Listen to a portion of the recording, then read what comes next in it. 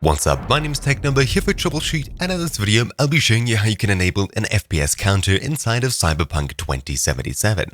It is a pretty common search and a pretty common ask, but unfortunately there is no option inside of the actual game itself to allow you to see the current performance of your computer. There's two ways of doing this. The first method, Steam. If you have Steam open and the game closed, click Steam in the top left and then go to Settings.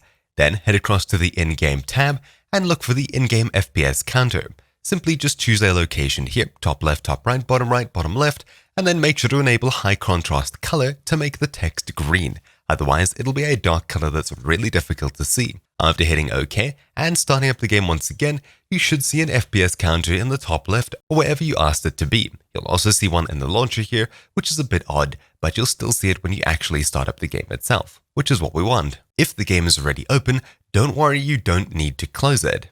Simply hit Shift-Tab while in game and then head down to the Settings button. Then head across to the in-game tab, and once again we have the in-game FPS counter options here, where we have the drop-down to pick a location and enable or disable high contrast color. That's the simplest and most easy method of getting an FPS counter in the top left corner or wherever else in your Cyberpunk 2077 game. If you're running it on another platform that isn't Steam, or you'd like more detailed information, something you can install if you have an MSI graphics card and possibly more. As far as I've heard, you don't necessarily need an MSI graphics card for MSI Afterburner to work. So if you'd like, you can try installing it as well as RivaTuner Statistics Server. Don't worry about downloading that second one, as it already comes packaged with MSI Afterburner itself, or you can click somewhere to go ahead and download and install it. You can install MSI Afterburner as well as RivaTuner Statistics Server. If I open up MSI Afterburner over here, and open up RivaTuner Statistics Server, which you can see here by clicking the icon in my task tray, simply making sure that Show On-Screen Display is toggled on within RivaTuner,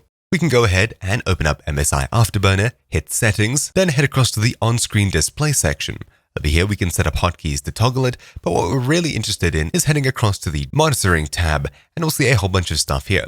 As you can see, GPU temperature displays in OSD, and GPU 1 usage displays in OSD text and graph.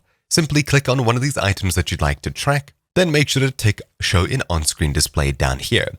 Then from the dropdown, we'll pick how we like it. Text just shows the number, and graph obviously shows a graph as well. Text and graph is probably the most useful one. I would have GPU usage, temperature, core clock, CPU usage, frame rate, frame time, frame rate average, frame rate 1% low, all displaying in the on-screen display. After you have it set up to how you like, you can of course click the three dots next to one of these options, as such here where we chose the text or graph type, and you can customize it even further to a crazy amount. Of course, leaving it as just simply default is usually more than enough. If I go ahead and actually start up Cyberpunk, you'll see exactly what this has done. Here is an FPS counter and graphs inside of the launcher. It's really weird and squished up, and of course this is not what we're looking for. I'll simply hit play and wait for the game to start up. When we get into the actual game here, you'll see all of the statistics in the top left. Of course, if you have the Steam overlay, you may be interested in simply disabling it for now, as we have a ton more statistics in the top corner. Now you can go ahead and launch up the actual game and customize your in-game graphics options to give you the best FPS, or simply if you'd like to just benchmark it with different settings, different hardware, etc, etc. If you set up a hotkey to hide it, you can simply press it to toggle whether this display is showing at all, and a couple of other options. But anyways, that's about it for this video. Hopefully you found something useful, and my name's been TechNumber here for Troubleshoot, and I'll see you all next time. Ciao!